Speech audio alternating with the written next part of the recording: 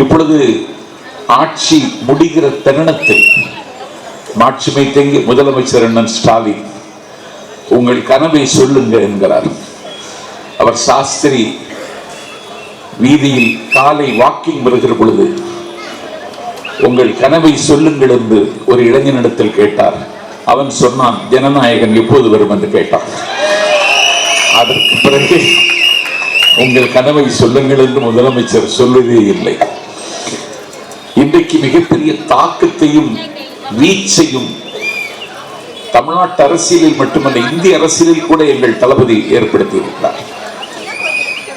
நேற்று முன்தினம் அவர் சிபிஐ விசாரணைக்கு டெல்லி சென்ற பொழுது, இது என்ன ஒரு வெளிநாட்டு அதிபர் வந்திருக்கிறாரா என்று வியந்து பார்க்கிற அளவிற்கு ஆல் ரோட்ஸ் லீட் டெல்லி என்று அவருடைய பட்டண பிரவேசத்தை தொலைக்காட்சியில் பார்த்துதான் பரவசப்பட்டேன்.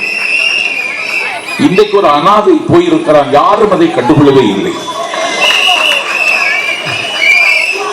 எங்கள் தலைவர் எங்கே போனாலும் கட்டுக்கடங்காத கூட்டம், கரை காணாத உணர்ச்சியோடு திரளுகிறது. எனக்கு முன்னால் திரண்டிருக்கிற என் தம்பிகளை பார்க்கிறேன். இவர்கள் தளபதி கட்டளையிட்டால் மின்னலை விழுங்குவார்கள், மின்சாரத்தை கொப்பளிப்பார்கள். காற்றை கைது செய்து காட்டென்றால் காட்ட பிறந்தவர்கள் இவர்கள்.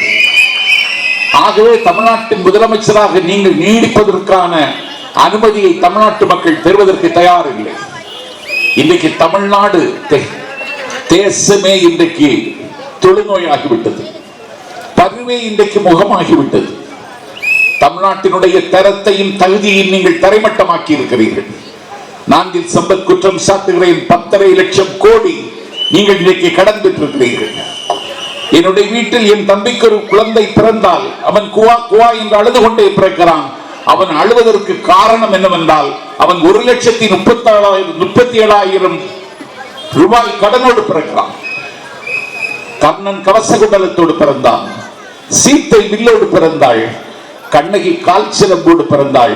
தமிழ்நாட்டின் குடிமகன் திராவிட மாடல் அரசில் 1,37,000 ரூபாய் கடனோடு பிறக்கிறான். ஒரு கடன் சுமையை ஏற்றி வைத்து, ஒரு போதை கலாச்சாரத்தை கட்டுவிழ்த்து விட்டு, ஒரு தமிழ்நாட்டில் ஒரு டிஜிபியை கூட நிர்ணயிக்க முடியாமல் இன்றைக்கு நிர்வாணமாகி கொண்டிருக்கிறது தமிழ்நாட்டினுடைய நிர்வாகம். ஆகவே இந்த குடும்பத்தினுடைய கோரப்பிடியில் இருந்து தமிழ்நாட்டை விடுவிப்பதற்கு ஒரு தலைவன் பிறக்க மாட்டானா என்று தமிழர்கள் ஏங்கி இருந்தார்கள். பட்டமரம் துளிர்க்காதா, பாலைவனம் செழிக்காதா, கெட்டகுடி சிறக்காதா, நட்ட நடுநிசி விடியாதா, நமக்கான பொழுது நம்முடைய வாசலில் மலராதா, அதை பெற்றுத்தர ஒரு தலைவன் பிறக்க மாட்டானா என்று தமிழ்நாட்டு மக்கள் தவம் இருந்த பொழுது, இதோ விஜய் நான் வர்றேன்னு சொல்லி வந்து தமிழ்நாட்டில் இன்றைக்கு ஒரு புயலை அவர் கிளப்புகிறார். எல்லா கட்சிகளும் இன்றைக்கு அதிர்ச்சியில் உறைந்திருக்கின்றன. திமுக தலைவர் தளபதி விஜயை கண்ட அரண்டுதான் 26 கட்சிகளுடன் கூட்டணி வைத்திருக்கிறார்கள். எனக்கு தெரிந்து தமிழ்நாட்டில் திமுகவுக்கு கெட்ட காலம் 26 கட்சி கூட்டணி. இந்த 26 கட்சிகளின் பெயரை முதலமைச்சர் ஸ்டாலின் சொன்னால் நான் இன்றைக்கே ராகவா தெருவிலேயே தூக்கில் தொங்கி விடுகிறேன். சொல்ல முடியுமா உங்களால்? முடியாது. நீங்க ஏமாற்றுகிற அரசியலுக்கு இனிமேல் தமிழ்நாட்டில் இடமில்லை. ஆகவே வாக்களிக்க போகிற ஜனநாயக கடமை ஆற்ற காத்திருக்கிற மக்களே, the revolution not by bullets but by ballots. வேட்டுகளின் மூலமும் வெடிக்குண்டுகளின் மூலமும் செய்ய முடியாத புரட்சி ஓட்டுகளின் மூலம் செய்ய வாருங்கள்.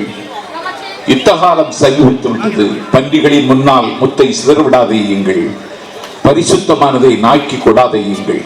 ஆழ்வுற்று பொன்வாங்கியோர் செய்த பூனை ஆந்தைக்கு கட்டி மகிழாதீர்கள். நீள்விட்ட பொன் மாளிகை கட்டி பேயினை நேர்ந்து குடியேற்றி விடாதீர்கள். செருப்புக்கு தோல் வேண்டி ஒரு செல்வ குழந்தையை கொண்டு விடாதீர்கள்.